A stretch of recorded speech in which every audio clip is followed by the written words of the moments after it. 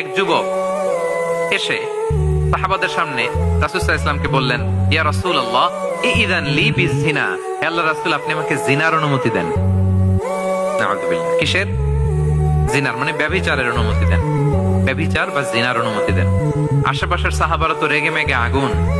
فأقبل القوم عليه فزجروه, সবাই তাকে দৌড়ে ধরতে গেল আর ধমকাতে লাগলো, ছি ছি ছি, মা মা। আমরা যেটা বাংলায় বলি ছি ছি, আরবিতে ওনারা কি বলে?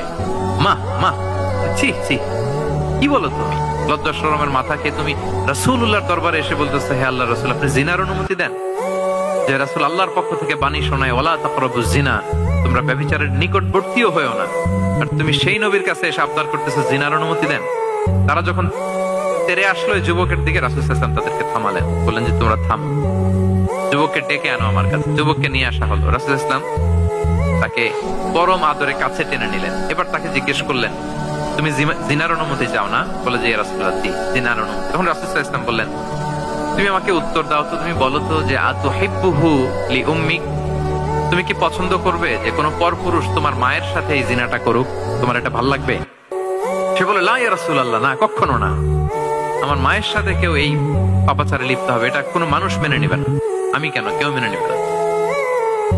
তারপর রাসূল সাল্লাল্লাহু আলাইহি ওয়াসাল্লাম তাকে বললেন, আতুহিব্বুহু লিবনাতিক, তুমি তোমার কলিজার টুকরা সন্তান, কন্যা সন্তানের সাথে, তোমার কন্যার সাথে কেউ এই পাপ কাজটা করুক, এটা তুমি মেনে নিবে? এটা তুমি পছন্দ করো?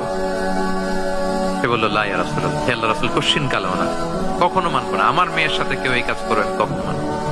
রাসূল সাল্লাল্লাহু আলাইহি ওয়াসাল্লাম আবার তাকে প্রশ্নবাণে জর্জরিত করতে লাগলেন। আবার বলেন, আতুহিব্বুহু লি উখতিক, তুমি কি তোমার প্রিয় বোনের সাথে কেউ এটা করুক, এই পাপাচারে লিপ্ত হোক, জিনা করুক,